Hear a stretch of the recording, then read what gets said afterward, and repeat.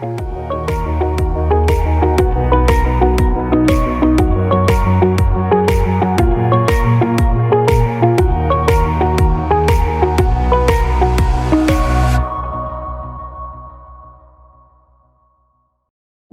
to today's episode of How Women Inspire.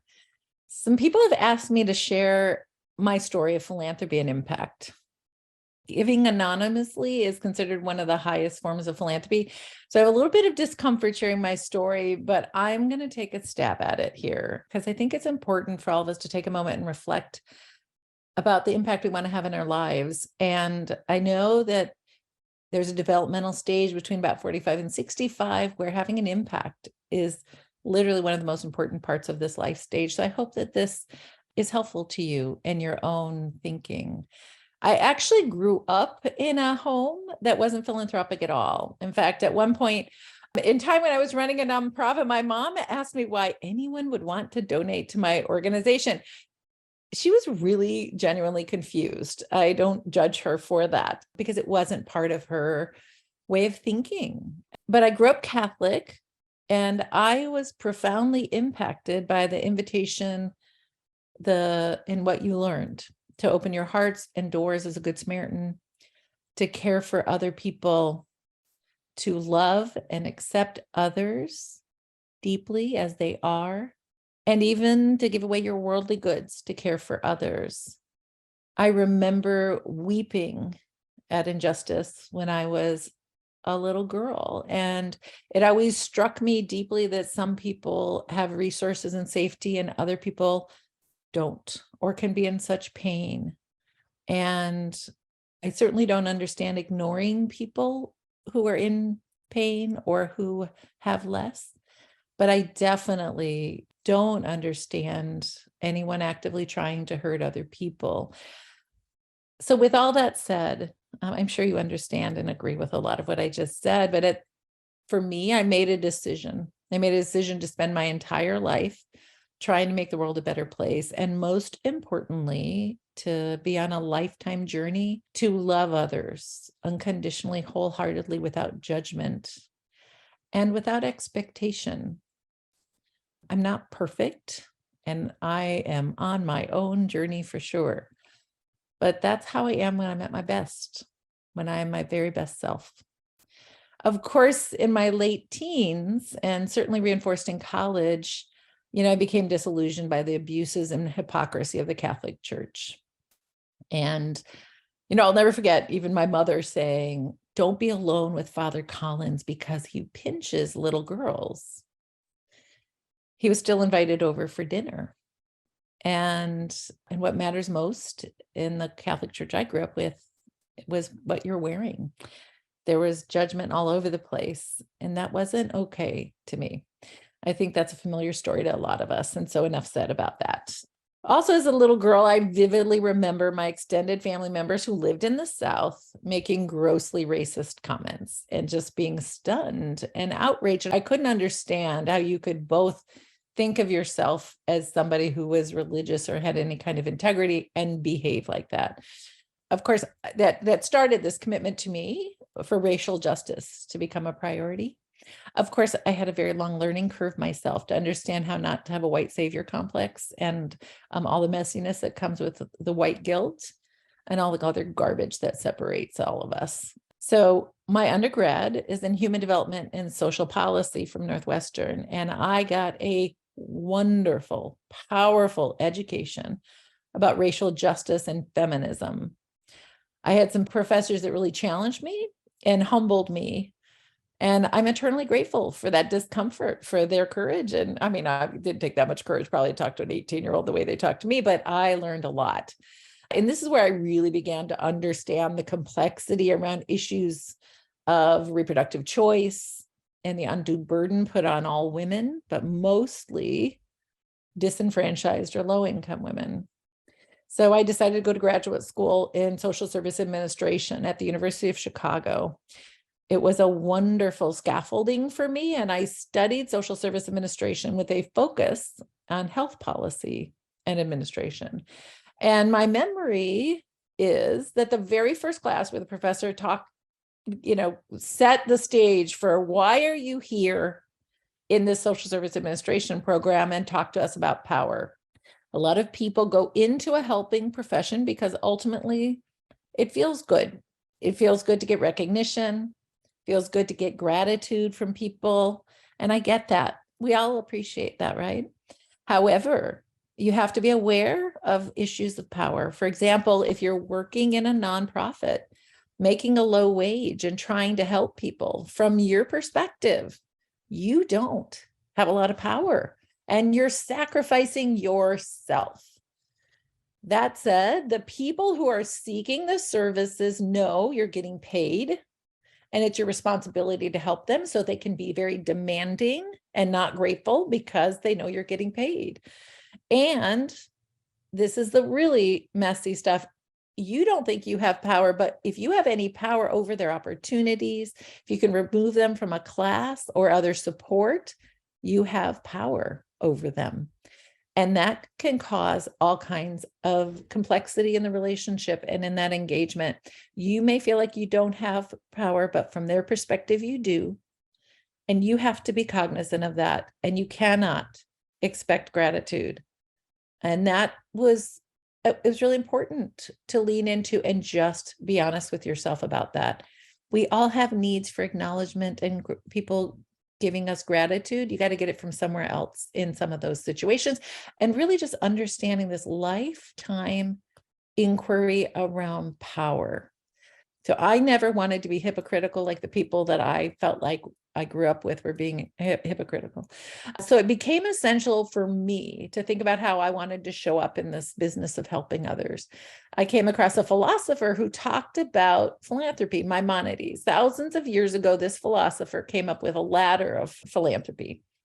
So in concept, this is the concept. Someone could probably tell me I'm saying some of this wrong, but this is how I think of it. First, you give because you get something. You give because you get your earthquake preparedness kit.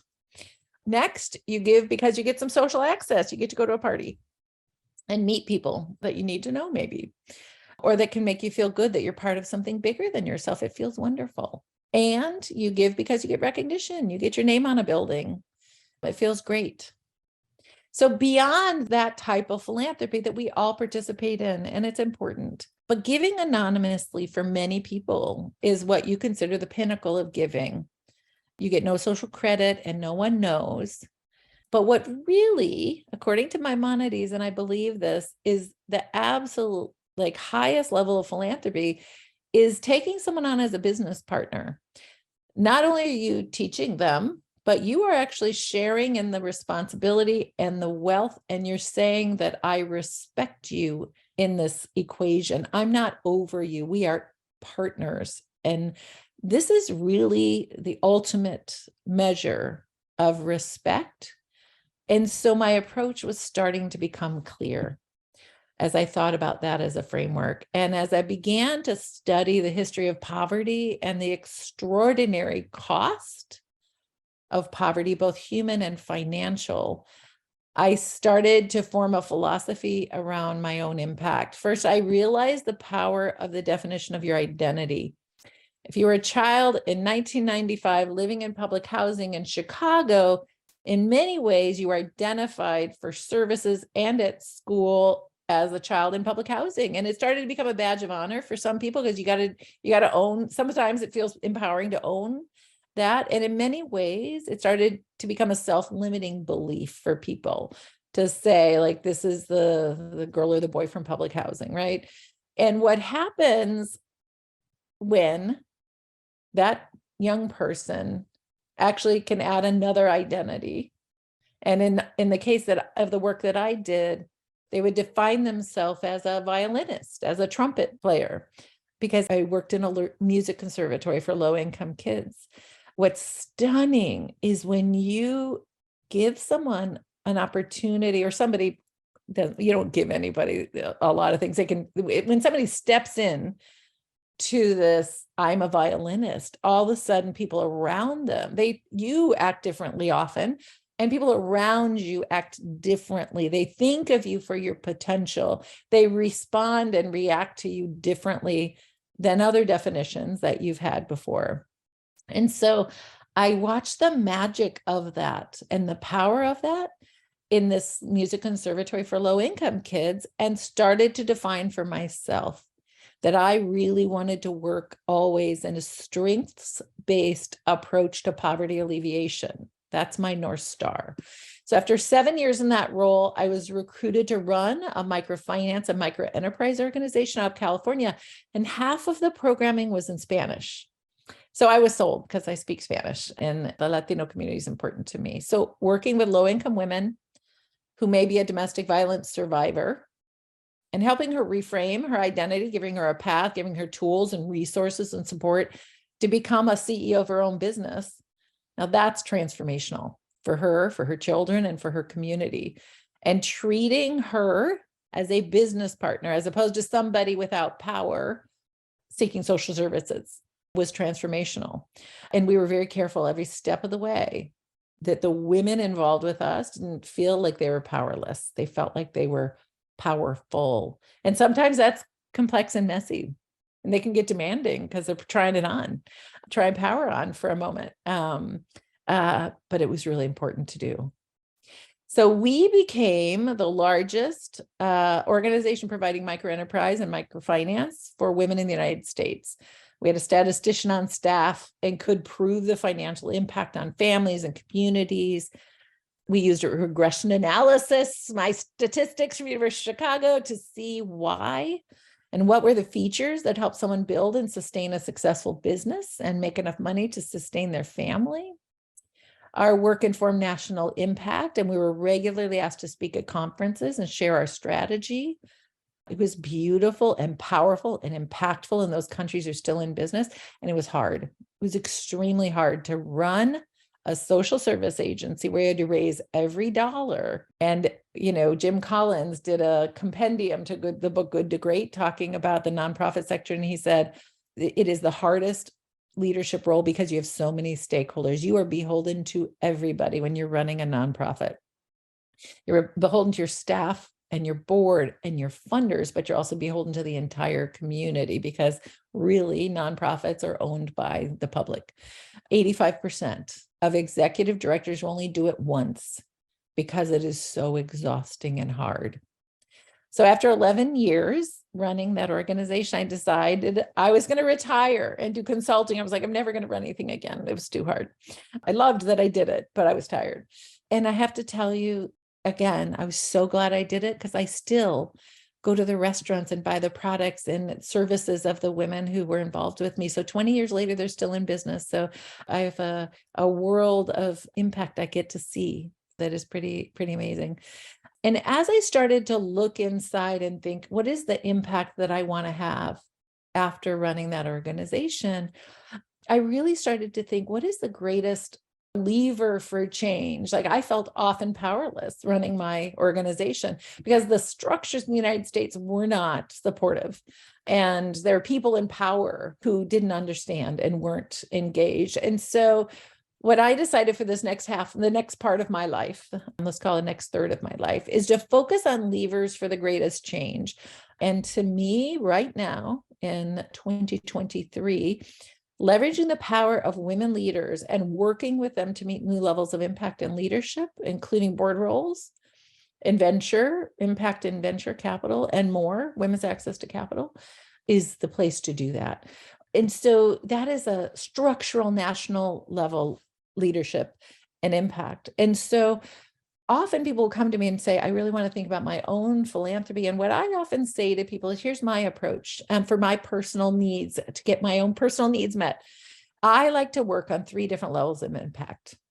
1, I like to have one-on-one impact. I like to see the person or people that I'm helping. It feels great.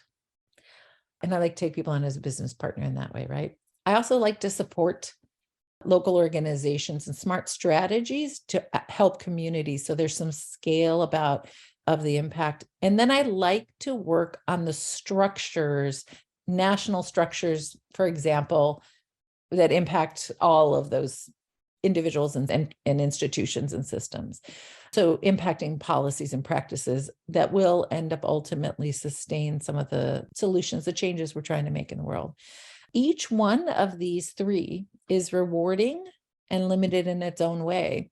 So I always say, if you can do all three, doesn't have to all be at the same time, but if you do all three, you actually have a huge impact and can get a lot of personal rewards. So there you go. That's one thing you might want to think about in your own giving. So I'll share with you some examples for us. For 33 years, my husband and I have made a commitment to doing that one-on-one work.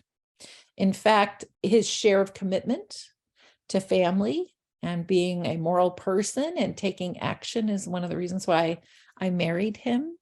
And of course, we have been that I'm a social worker by training. Obviously we have a unique perspective in the world, and we're the safe place for family members who needed a place to stay, sometimes for months, sometimes for years, whether it's my brother or cousin or nephew.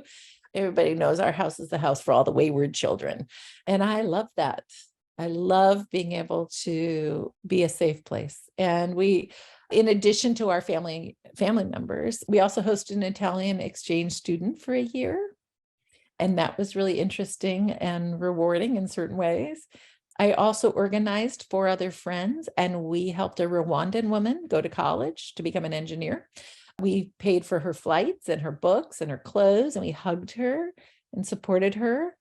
During Thanksgiving, we played Santa for her and coached her and housed her during the summers. And for the year after college, both my biological children and my Rwandan daughter lived with us for a year after college.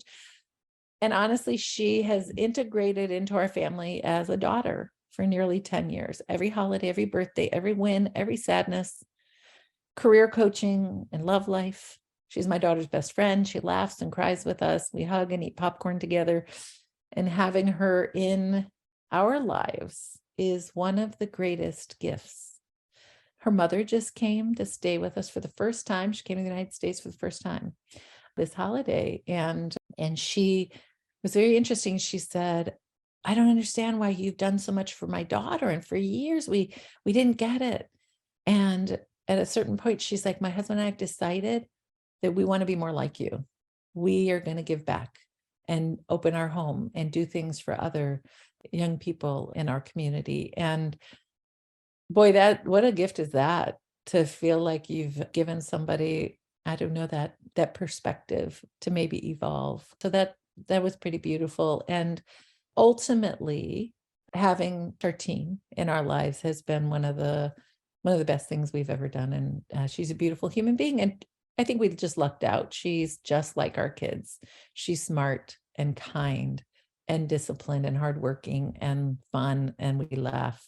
So I have 2 more stories I want to tell you about, and these are a little more intense and complex. So first, I'll tell you about Carmina. We were young. I was in my 20s. My youngest had just been born. I think I was 28. And her sister had been a babysitter because we had lived not too far from where her family had lived. And we moved away at this point, bought our first house. And I get this call from Carmina. And I'm like, why are you calling me? Ultimately, because she was 13, why she would call us, right? But she said she got attacked on her way to school. And unfortunately, the school that was a block and a half away from her house was not the school she was supposed to be going to. She was supposed to be going to school 2 miles away. They were both public schools, but somehow there was some weird line in the sand, right, in the city. And so she had been using her uncle's address. And so her mother was illiterate, didn't even know how to cross the street. So there was no way to get Carmina to school. And so we said, well, how about this? We'll pay for you to go to the Catholic school in the neighborhood. And she said she didn't want to do that. She said she wanted to come live with us. So we became her guardians. And Kenneth was an infant and Elizabeth was 3. And we didn't have any money. And we did it with a lot of sacrifice. And I spent hours every single night, Raul and I, and Graciela, who lived with us, our nanny and family member, we would sit with Carmina and we taught her how to read. So here she was 13 and she really didn't know how to read in either language, but certainly she was struggling with English a lot and didn't know math. And so Raul's our math guy in the house. So Raul did the math. And we spent 9 months. And ultimately, Carmina said living with us was like living with nuns. And you know what? It probably was. We were boring compared to her chaotic life, to be honest. And so when you turn 14, if you are we were her legal guardians, you go to court at that time and you can say where you want to live. And she said, I want to go home. I want to go back home. And it was hard for us. We'd given her so much. And it felt like there was none. And I knew intellectually no gratitude, but it's hard. It's hard when you give so much. You invite someone into your home. And then it just felt bad. But whatever, that's life. We were super busy with our own babies. And obviously I was working at the Merit School of Music, a music conservatory for low-income kids. I had a full big life. And so we moved on. Well, it's very interesting. It's like 7 years later, we're moving to California. The next day I'd sold my house. Everything was packed. We're the night before we moved, I get a call out of the blue from Carmina. And at this point, she was 19, I think. And I was like, wow, Carmina, how are you? Nice to hear from you. And literally the next day, she would not have been able to find us because we were on landlines at this point. I think I had a cell phone at this point, but she certainly didn't have that cell phone number. And she said, I was wondering if you can get me a job like where you work downtown. And I said, well, what do you say, right? I was like, well, what have you done? What have you been up to? And she left our home at 14 and never went back to school. And she had 2 babies and she got married and she was 19 with 2 babies. She'd been in an abusive relationship and she left him. And I was like, I am moving tomorrow. I don't know how to help you at this point. And I tried to tell her what community colleges I knew she could go to finish her GED. That's all I could offer at that point. And so this is where it gets interesting. A couple of years ago, my friend Ann Dever was writing a book about small acts of kindness. And she's talking about the small stuff. You pay for someone's coffee. If you ever find out what the ripple effect might be of that small act of kindness without any intention of response. Well, she kind of said to me, well, Julie, you're a weird one because your whole life, everything you do, you work, everything is around helping other people. And I don't know why in that conversation, I said, it's so interesting. Carmina, who had lived with us, just friended me on Facebook. This was a handful of years ago, probably in 2018 or 19. And Anne was like, let's have a call with Carmina and see if your relationship with her and ever had an impact on her. And so Anne and I had a call with Carmina. And Carmina said, because of course, if you look at it on paper, she never went back to school. She had 2 babies before she was 19. Like, that's a failure. It didn't work what we did. Well, a couple little things that were interesting is Carmina said to us, actually, I had you whispering in my head, in my ear, when I was in an abusive relationship. And I felt like I could hear you in my head saying, be strong and get out, and you deserve more. So she left an abusive relationship, maybe because of some impact we had on her. And she said, and I tell my kids, they have to graduate from high school, that's the one thing they have to do for me.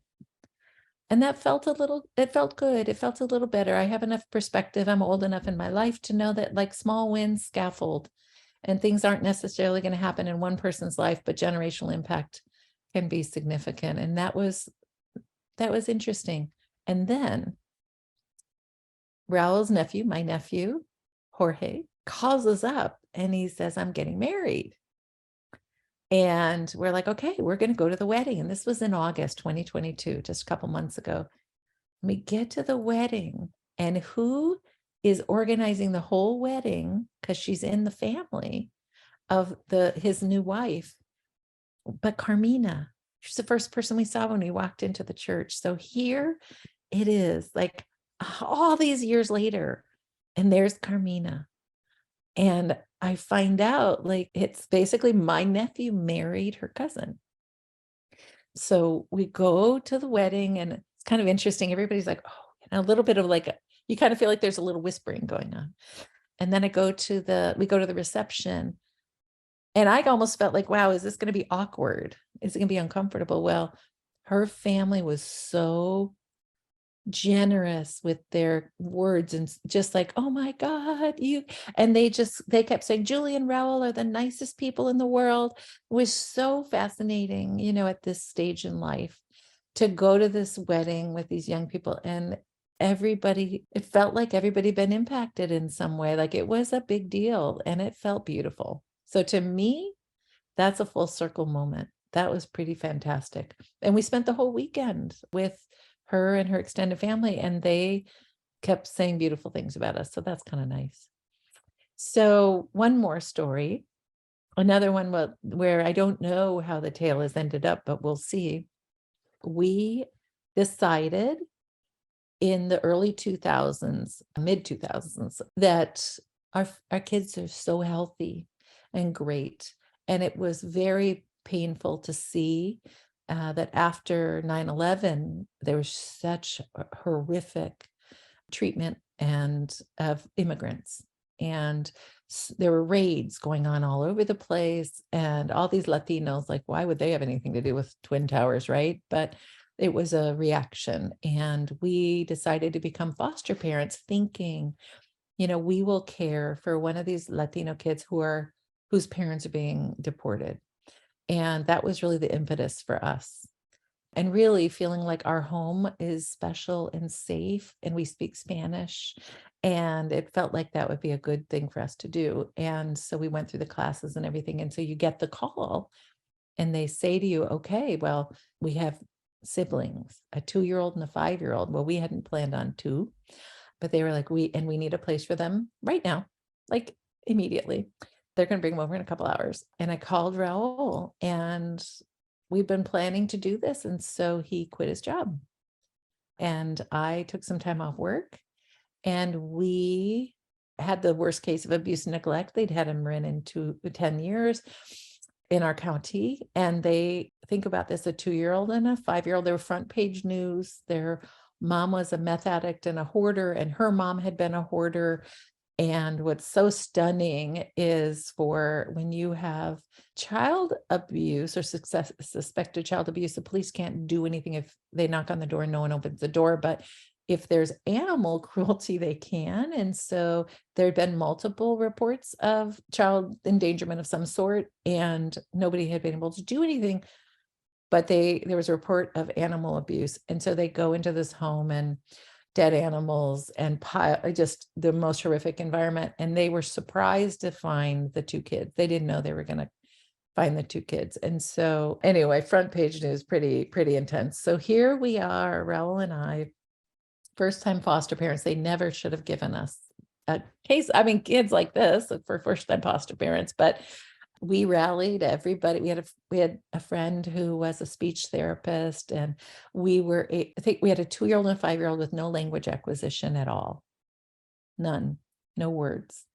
And kind of actually sounded like a little bit of a made up-y kind of language almost, but no real language acquisition, and severe health issues like teeth rotted to the roots, all the things you can, just like everything in psychology 101, and truly just horrific neglect and some abuse. And so we did that for 6 months. At the end, a 2-year-old and a 5-year-old either have to be reunited with their parent, and this mother wasn't capable, she went to jail, or they need to be adopted. And for us, we decided, when you're 5 and you've never bonded with anyone, it's hard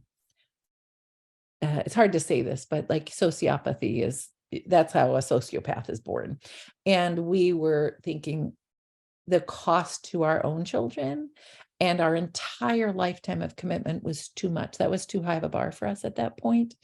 And so they were adopted by a lesbian couple. One is a kindergarten teacher, and the other one is a child psychologist. So wasn't that a perfect thing? And so these young children had a loving, supportive, therapeutic home that they could go into. And so that was really important for us. And so So these are all, I'm just sharing to you sort of our own journey that wasn't always easy. Like that was hard. It was really hard. If you're a parent, and even if you're not, you might know this, but the night before your child speaks their first word, they throw a temper tantrum. And then the next day they say their first word and you're like, oh, that's why they were having a temper tantrum yesterday. Well, think about that. Like the 5-year-old in particular, like nonstop developmental growth, learn to speak in full sentences in 6 months, and just all kinds, and never, whatever, they'd never eaten certain like healthy foods. All they'd had, really, it seems to us, like all they'd ever had was like ramen noodles, right?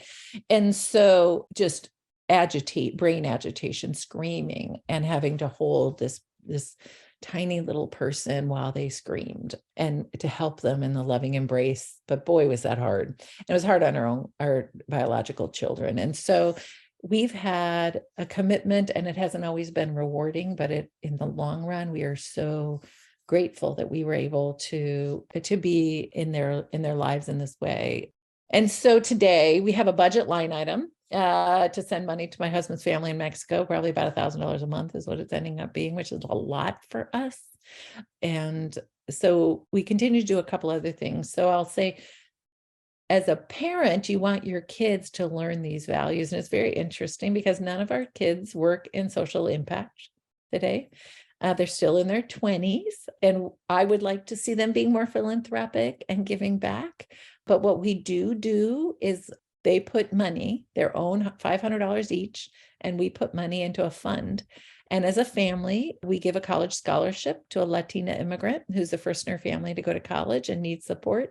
And that's really beautiful. As a family, we interview a couple people every year and we make a choice. So I guess ultimately I want to say, like, I've lived my life with a commitment to making the world a better place and having an impact and integrity. I am certainly a work in progress. You could poke a million holes in my life. So either have at it or please don't, because like I'm sharing with you our story, and we're all on a journey.